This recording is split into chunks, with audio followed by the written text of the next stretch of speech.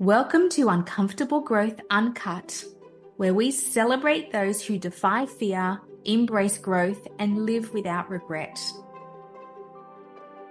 We rarely hear about the challenges, fears, and crossroads that successful leaders grapple with across work and life.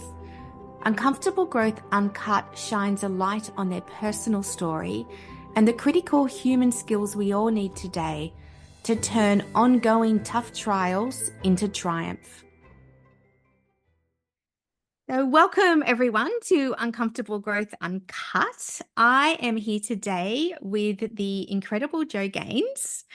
She is currently the head of APAC at ASANA, but she's done a lot more than just her day job, which is already impressive. The really impressive parts are her being an entrepreneur and setting up Breaking Glass, which is a digital tech advisory business.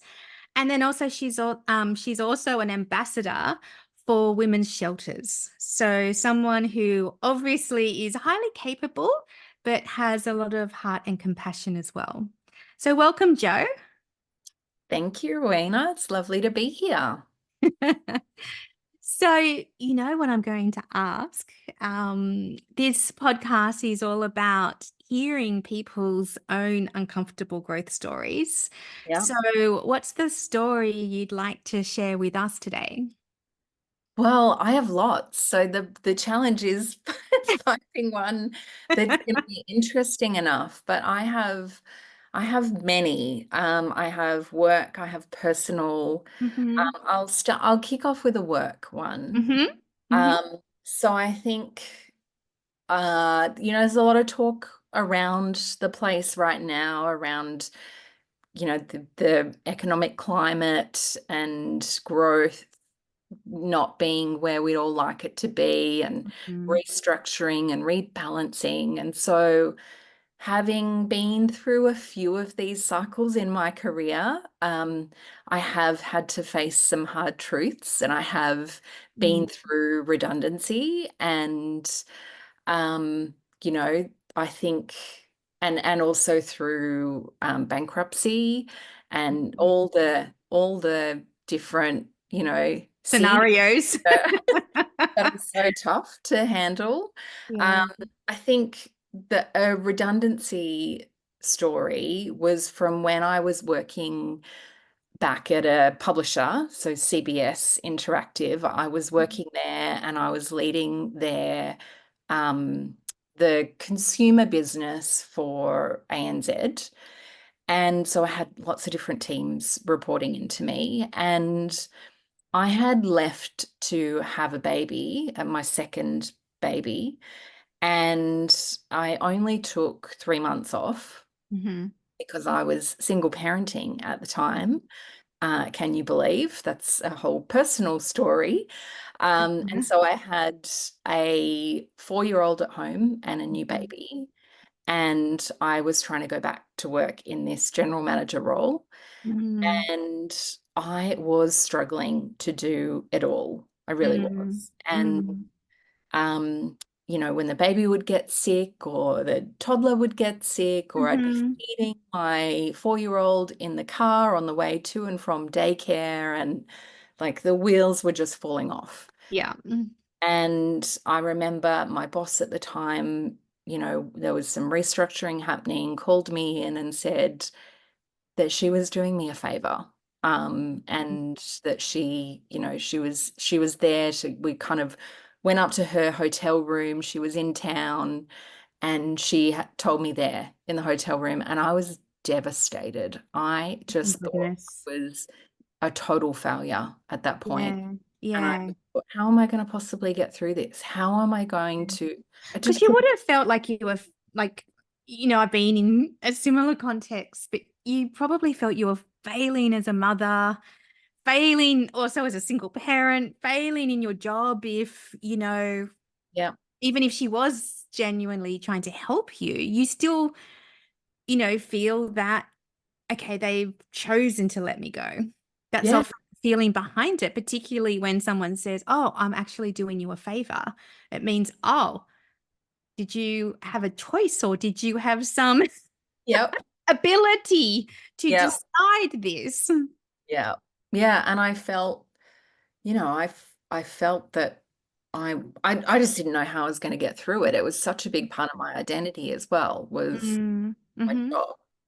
And mm, so um that was so tough. But also now I look back, and mm, when I talk about my, my challenges and the parts of my career story where mm, I've learned the most and I've grown the most, that is one of the things, that is one of the experiences that I cite as a mm, chance for growth and a chance to really rethink, how did I want to live my life, and how did I want to mm.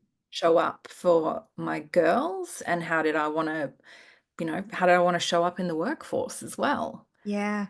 So, yeah, tell me a little bit more about, so after the redundancy news, Yeah. then basically, you knew you didn't have a job, but you were feeling just terrible, right? I was, I was What feeling what terrible. did you like, how did you get through that period?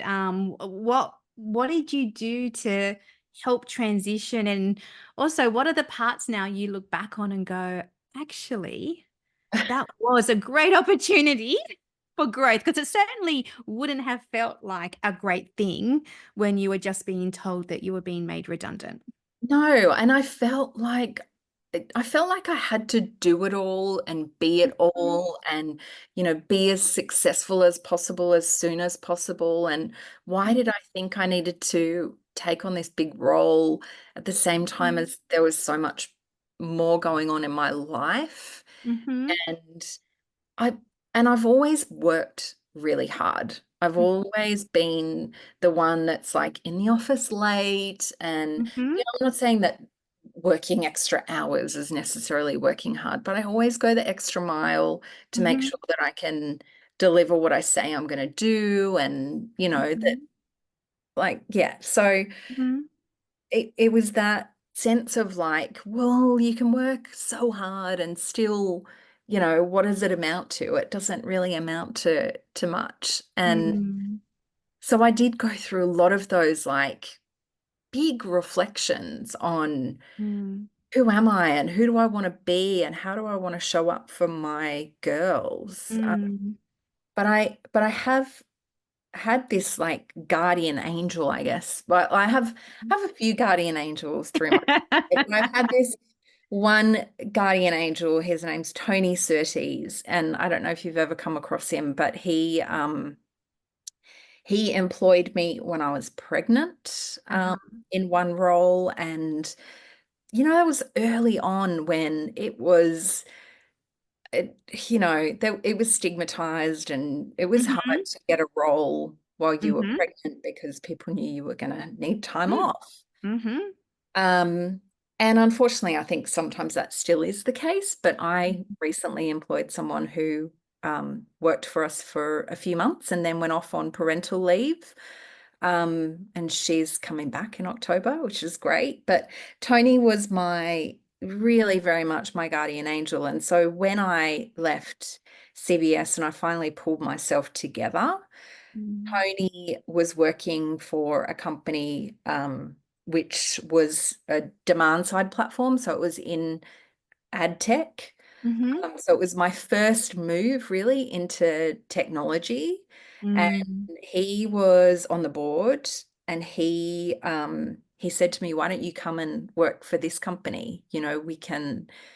We'll make sure that you have the flexibility you need. We need someone with your skills. We need someone with that mhm, commercial acumen.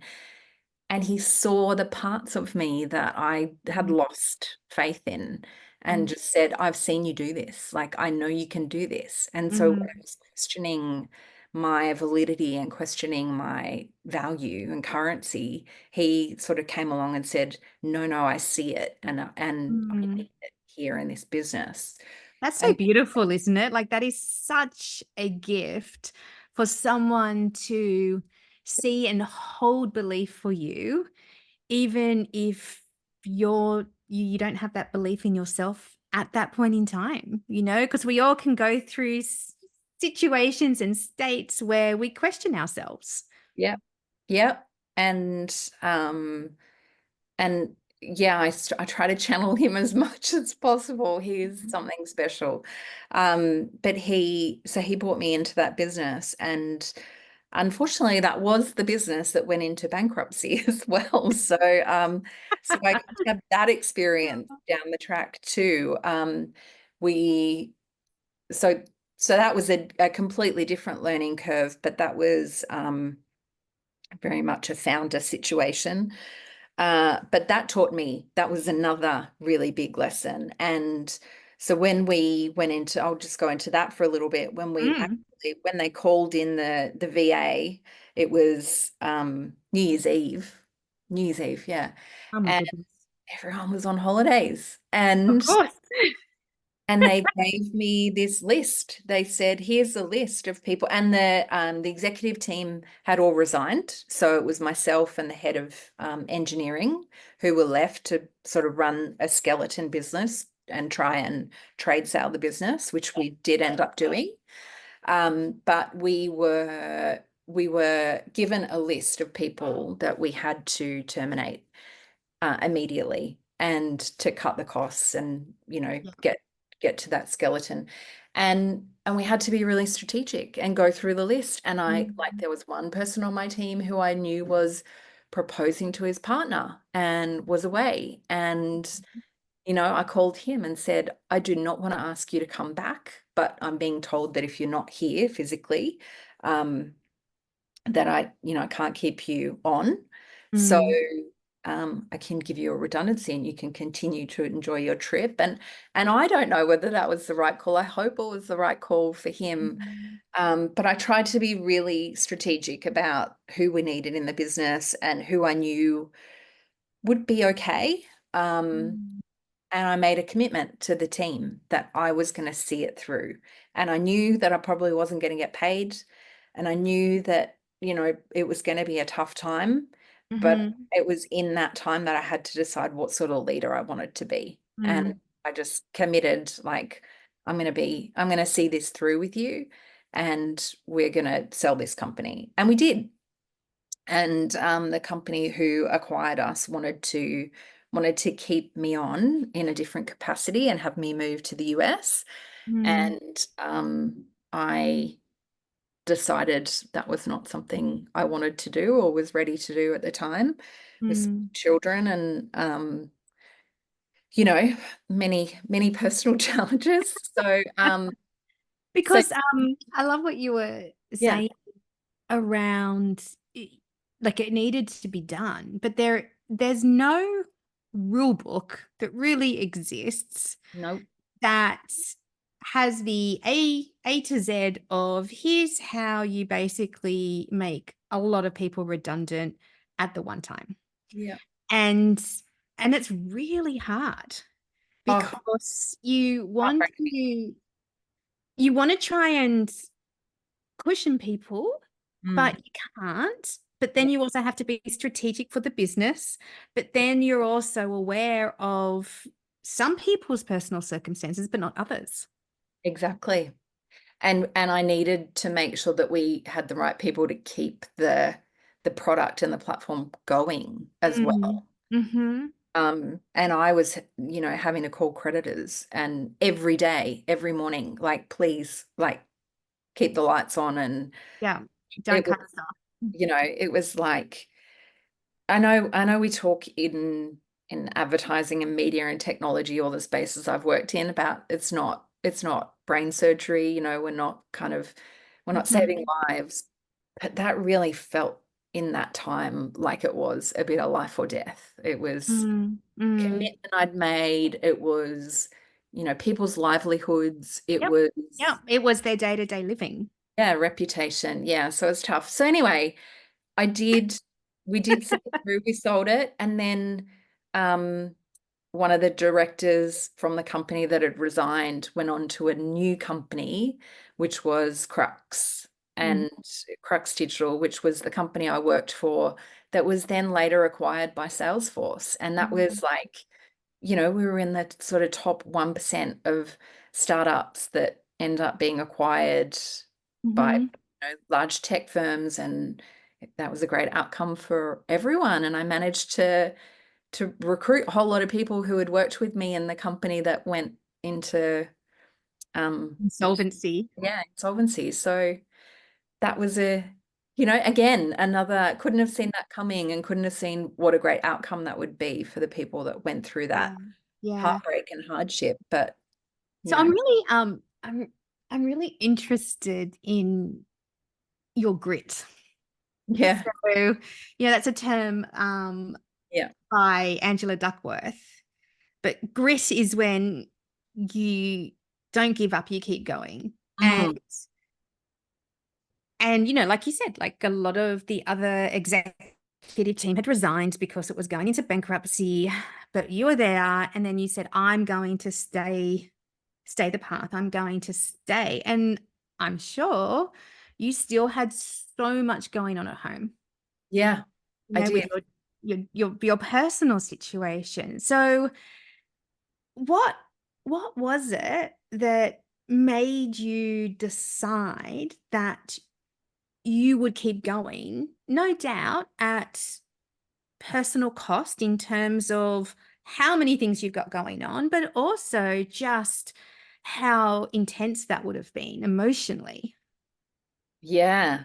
God, that's a question I haven't been asked in a long time.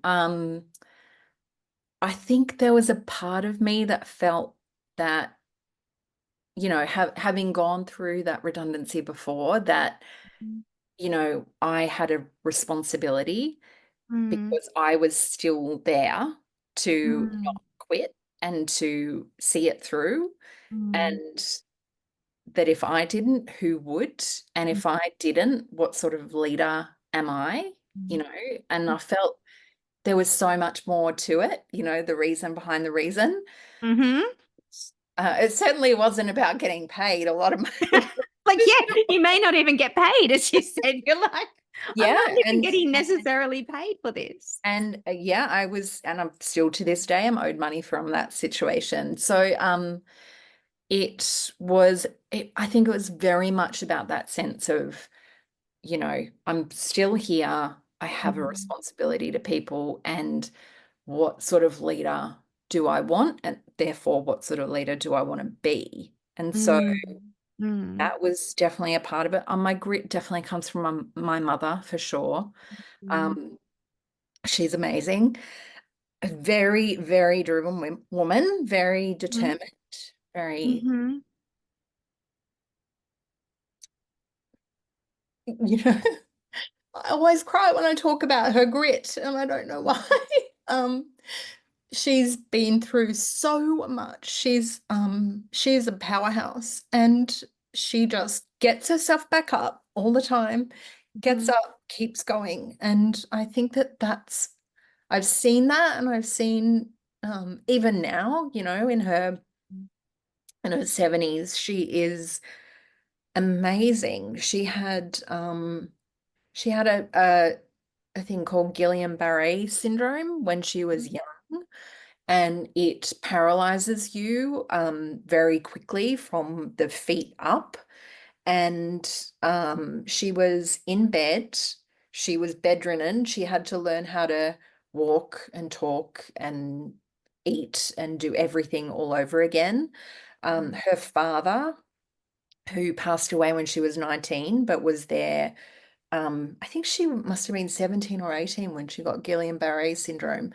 And he made her this structure for her bedroom so she could pull herself up and do her exercises and things. mm, And she, through determination and grit, taught herself mm. how to be back in the world. And I know other people who have had Guillain-Barré syndrome who are wheelchair bound or who are Yep.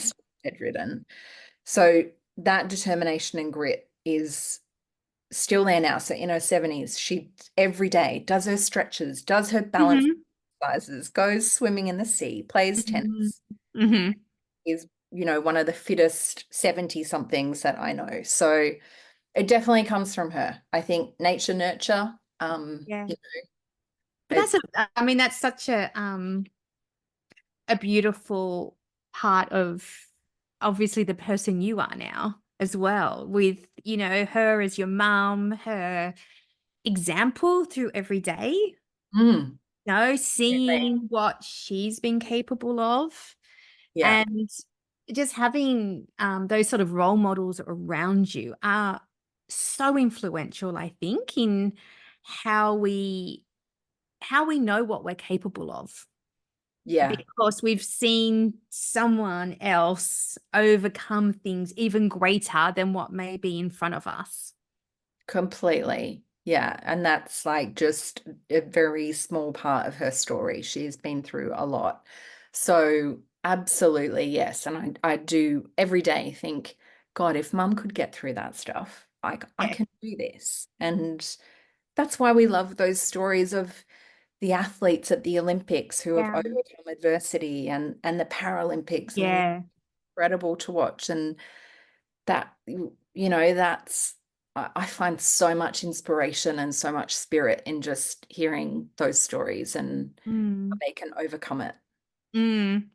Absolutely. Yeah, I do too. And that's why I also do this podcast, Yeah. because, it's often we see all the perfection that's out there, and, like, your resume is incredible. I just gave the high level, but there's so much behind, like, there's so Mm, much behind every person, and you don't achieve great things without also great challenge and learning.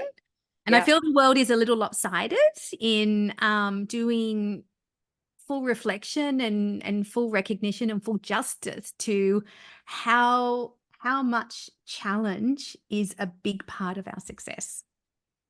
completely. Yeah. And and that you can use it to, to in a positive way. I mean, you never forget, you never Mm-hmm.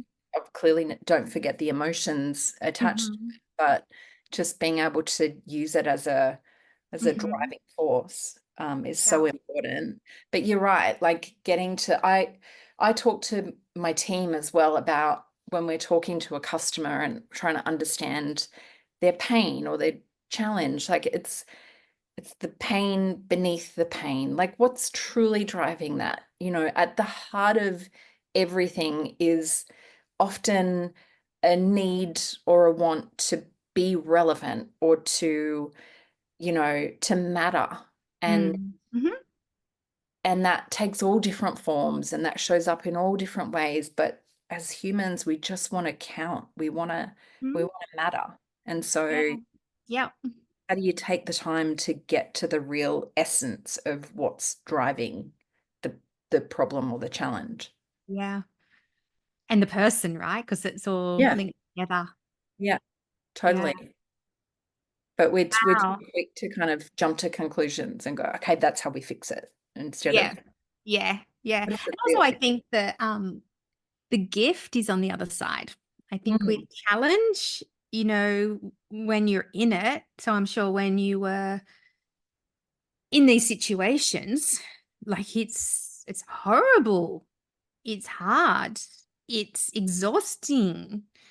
There's there's self-doubt, there's disbelief, there's, I don't know what I'm meant to do. Like, I know you're looking at me, but I don't know. I've never done this before.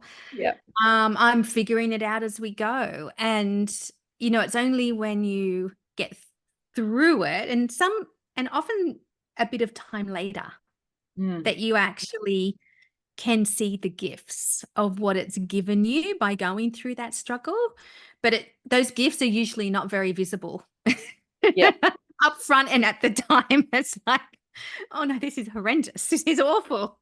I'm not enjoying this. No, I'm not exactly. even sure I know what I'm doing. Yeah. Yeah. Oh, totally. And like, haven't I had enough already? Isn't it like more Hmm. than fair share? Some people seem to Hmm. have more challenges Hmm. and Hmm. adversity than others. Yeah, or they're not nice and evenly spread out either. No. It's like, if you knew it was one major thing a decade, you'd Yeah. be like, okay, Yeah. I've got Brace through it. myself. Yeah. I've got another 8 years or 5 years of reprieve. But Yeah. it's just doesn't work like that. Life doesn't work like that. One of the things that I did to try to find my strength and my power was learning how to cage fight. Mm. So I I did, have never heard anyone else say that. So I am hugely fascinated. yeah, so I went and did a program that at the time was called Wimp to Warrior. It's called something else now, but it's a Uh-huh.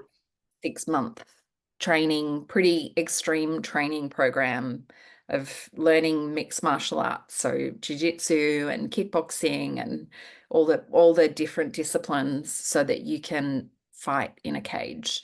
Wow. And I was going to work with like split lips and black eyes and bruises all up my legs and down my arms and Uh-huh. braids in my hair and you know, sitting in the boardroom at Salesforce and having to explain why did I have black eye or why did I? Mm. And that was that was pretty impressive. That taught me how to step into a punch metaphorically and physically, how to step up, Mm. step in and be brave. And Mm. um, there's lots of stigma around fighting. I mean, it's a controlled environment. Mhm. I saw worse fighting in the Swans game on on the weekend than I did in the cage. But amateur fighting is very controlled, and Yeah. um, it But it's was still fighting and it's obviously still still getting punched in painful. the face. Yeah, Yeah, it's still real. It's yeah, painful.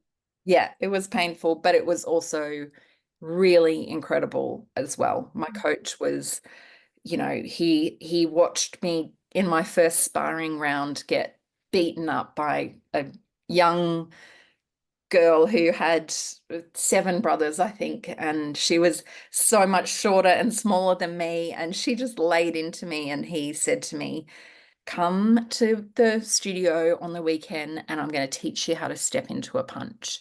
And it was Ooh. all about like defense, but stepping in and not stepping back. And it was, I remember the moment. It was just this transformational moment where suddenly things made sense to me. It was like, no, Joe, step in, don't step back. Like, and that was not just about in the ring, it was Yeah, in everything. It yeah, was, in life. yeah, don't apologize for who you are and have, obviously it's been talked about as a seat at the table and Mm.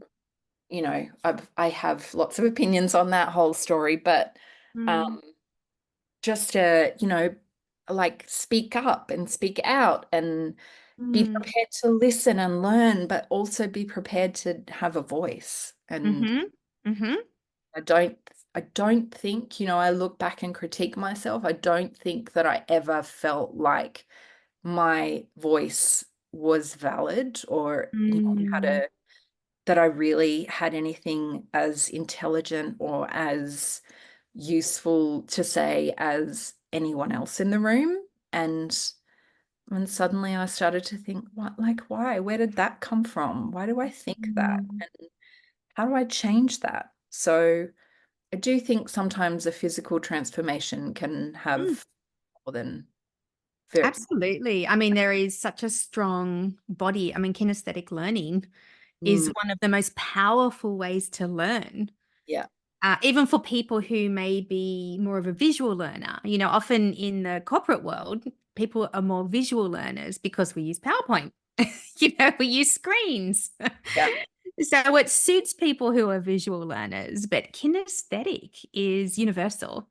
mm, And I can imagine how powerful that would be, but also um, stepping in means you can also land your own punch, right? So rather than just getting hit anyway, you're going to get hit if you're on the defense because you're not, being able to fight back. You're defending by stepping in. Sure, you're probably going to get punched, but you're also able to do your own stuff. You're also able to land your own back. So, and knowing that's so powerful. Yeah, and the irony is when you step back, you take the full force of it. When you step in, it's not Mm. as powerful. And Mm. that was also a real learning. It's like, even if it connects with you, Hmm. you're only getting it halfway through. You're not landing the full force, Yeah, of the whole arm or the yeah, of the connect. And yeah. if you are lucky enough to duck or miss, and then you get back up and land yours, like Mm. a powerful move. So anyway, needless to say, I did not continue doing it for years and years because I did Mm. find it quite confronting to look Mm. someone in the eyes and then punch them in the face. But Mm. um, I did, I have, I can say that I learn a lot from being punched in the face, and I really do think that everyone could maybe, maybe not physically, but Mm. metaphorically learn Mm. getting punched in the face. Yeah. And just even your explanation of how it's half the force, like give it a go. It's such a strong linkage with how do we overcome fear, right? Yeah. Because you have to step forward. Fear is only overcome when you take action. And So if you lean back and put it off or delay or procrastinate, the fear is still there.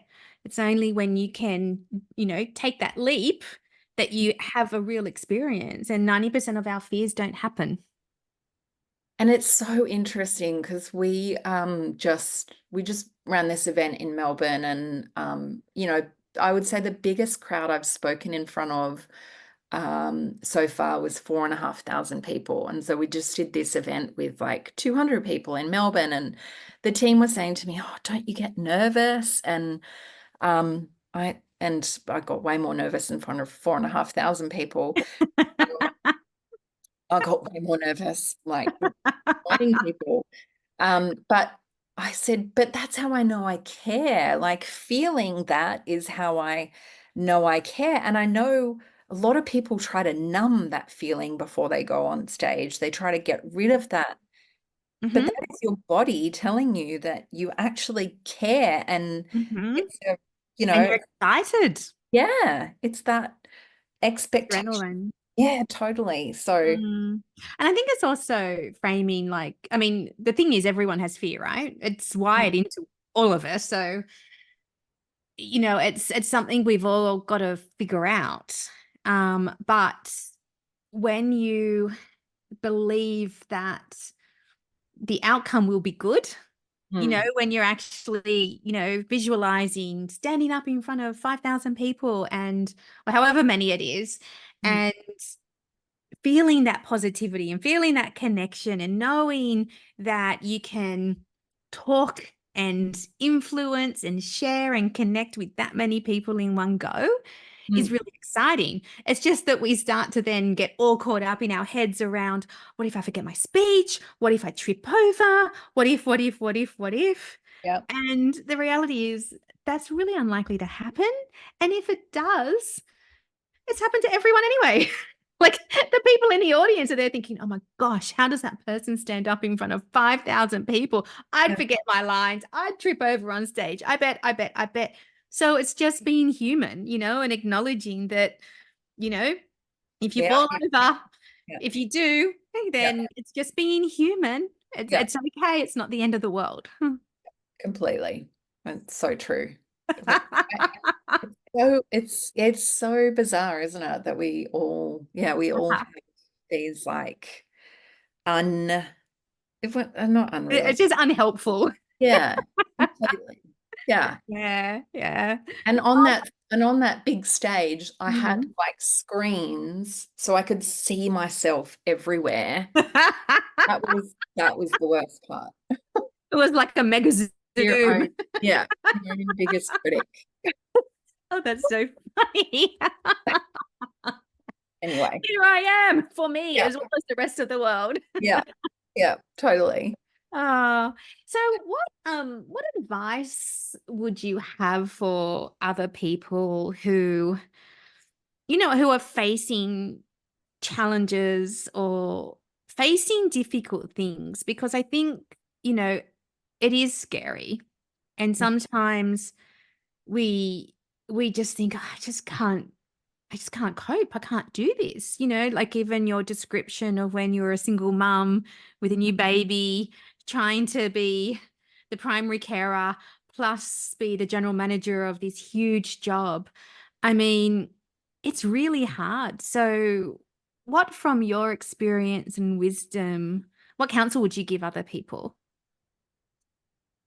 Well, and in fact, recently, my boss, she had a baby. She's got another young child at home, and she was saying to me, and her wife was sick last week, and she was saying to me, God, I don't know how you did this single, like on your own. How did you do this? And it kind of took me back there, and I actually thought about it for a moment and was like, I just really took one day at a time Mm. and didn't try to solve for what was down the path. And I really did embrace that mantra of worrying is praying for a future that you don't want.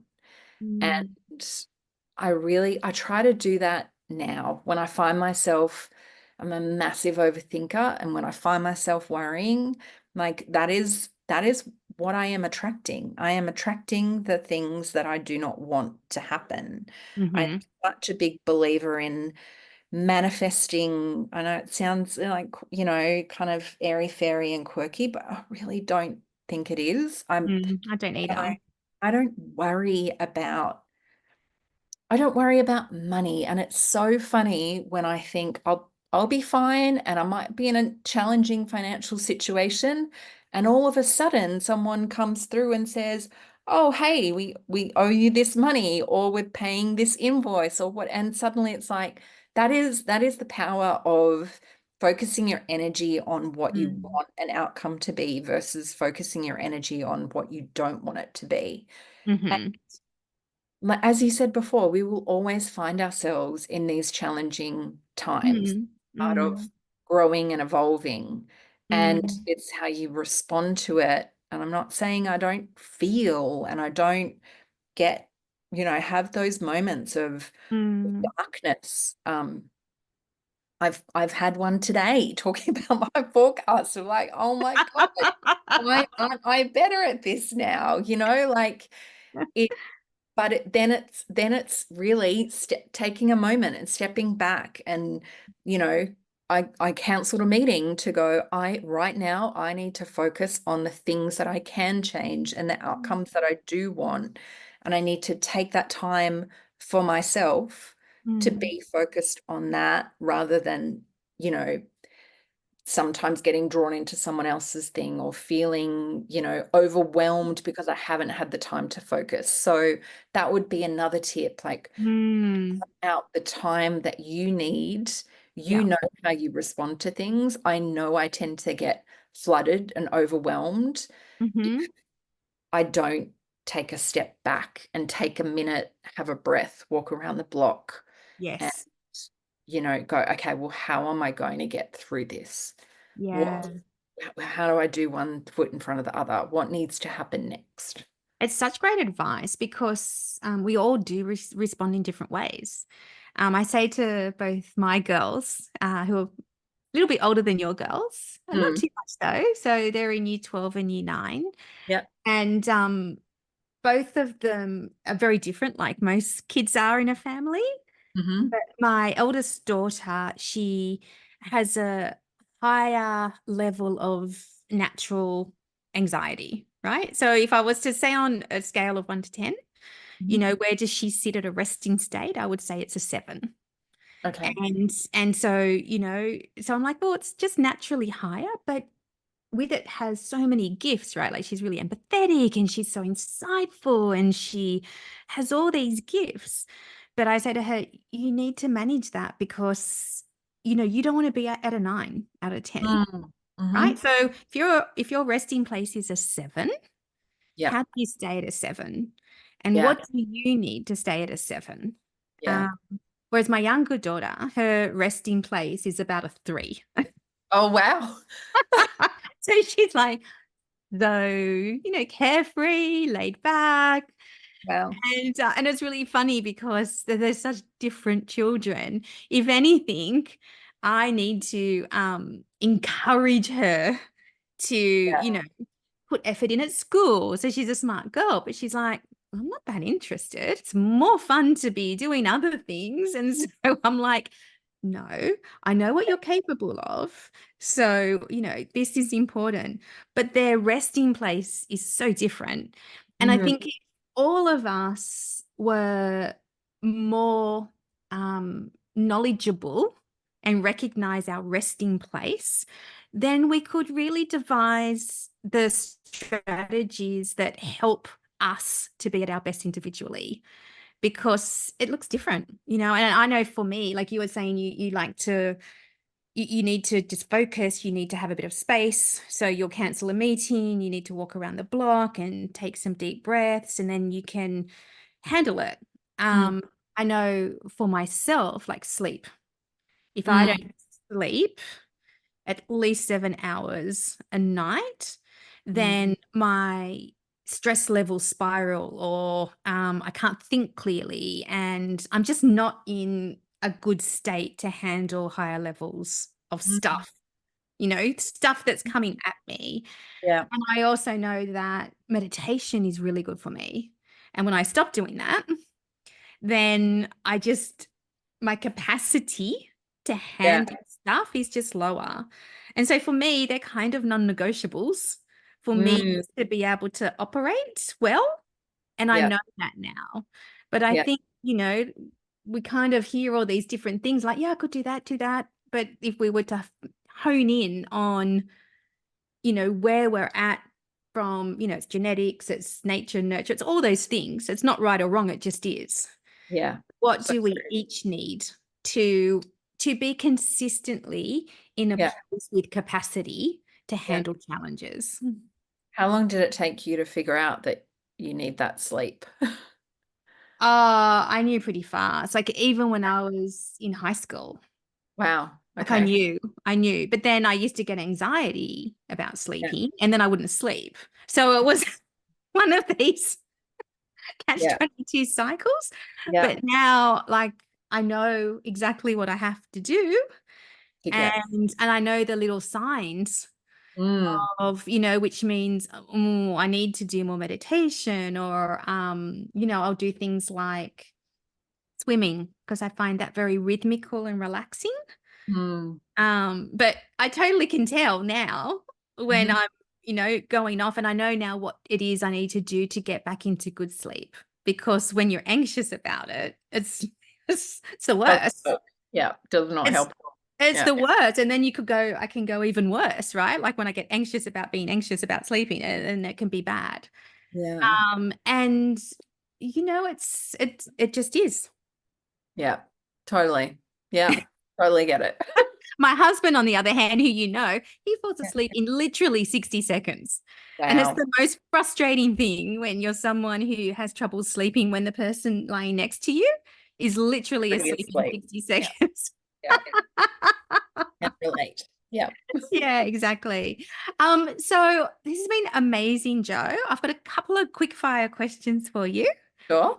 just to finish off. What are three things you've learned about yourself in recent years? I have learnt to, well, three things I've learned about myself. I have learnt that I get frustrated easily with other people, and I need to temper that. I have learnt that I am a very affectionate parent, and I have to hold back from being an affectionate person in the workplace, really inappropriate. Um, and I have also learnt that dogs are the best people, and having my dogs around when I get to work from home, like once a week, is Hmm. also an incredible, I mean, they're the best. I've done equine therapy as well. Mm. Working with animals, that equine therapy session I did Hmm. was better than like hundreds of counseling sessions I've had. Wow. That's Incredible. So beautiful. animals really know how to tap into They do. They know how you're feeling. They can yeah, sense it. they can. Yeah. Oh, Th- that's gorgeous. I love that. you're definitely an experienced person. Cage fighting, Oh yeah, lots of experiences. That's true. I get Yeah. lots on my Okay. channel. So next question. What's important to you at the moment in your life? And it can be anything. So it can be work or it can be whatever is in your life. What's important to you at the moment? Diversity in work is important to me. So you mentioned I'm an ambassador for women's community shelters, and I've set up Breaking Glass, which is a networking business for women in like-minded women in leadership, Mm, and helped with, some consulting. And I'm at ASANA, and I'm joining a couple of boards. I want to mhm, have, I want to work towards having more of a portfolio role in time. So having a bit of diversity, like meeting different people, having mhm, different interests is important to me. Not, I do think that I spent nearly a decade at Salesforce and I got into this little bubble of mm, this is my world and this is, all I'm looking at. So I'm trying to have a much broader vision now and listen to a lot more stories and hear a lot more about what's going on outside of my mhm. ASANA world. That's great. It's really, yeah, you're unleashing your greatness amongst lots of groups. Yeah, or just trying to, yeah, be more aware and conscious of what everyone's Uh-huh. through. Uh-huh. Okay, last question, although it's Mm. got three parts. What's a current fear, inspiration, and challenge for you at the moment? So there's fear, inspiration, and challenge. Fear is age. Um, I'm very fearful of getting older. And I do think that the workforce or the workplace for women who are getting older is a tough place to be still.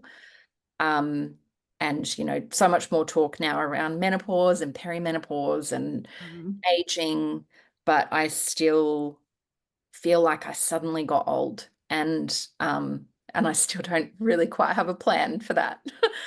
Um, so fear, um, did you say Inspiration and challenge. inspiration? And so my inspiration is the happiness expert. So Mo Gaudat is one of my biggest inspirational sources. There's many, many of them. There's a whole posse of them that I'm following at the moment. But along the lines of what I was talking about, like changing your attitude and changing your vibe.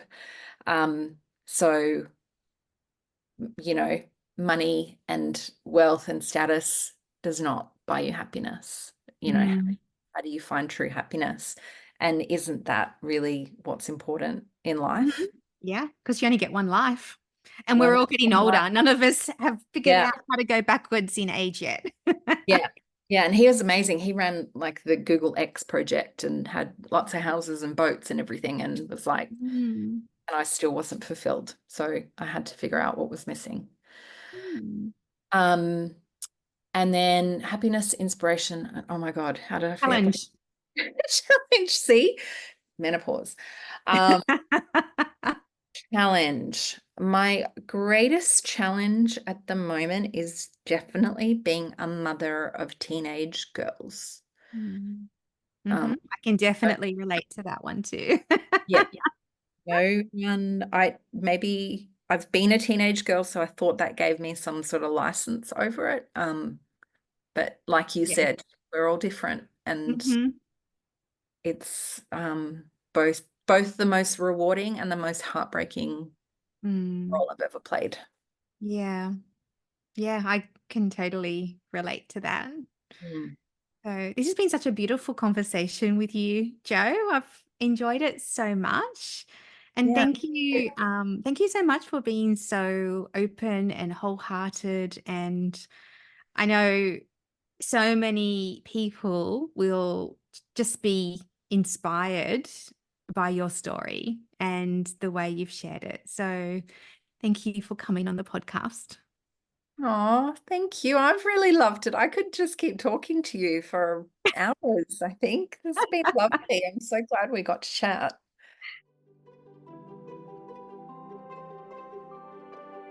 If you are inspired but thinking, I can't do that, then you are so wrong. Anyone can learn the art of uncomfortable growth with the help of my flagship program, Uncomfortable Growth, Own Your Reinvention. In this, you will learn to navigate your own internal contradictions to finally unlock the courage and commitment to live a deeply meaningful life by design and on your terms. Uncomfortable growth is about the struggle and joy in discovering who you are, what you truly want, and how to make it happen. If this is something you are ready for, then find out more at www.rowenamillward.com. What have you got to lose, or more importantly, gain?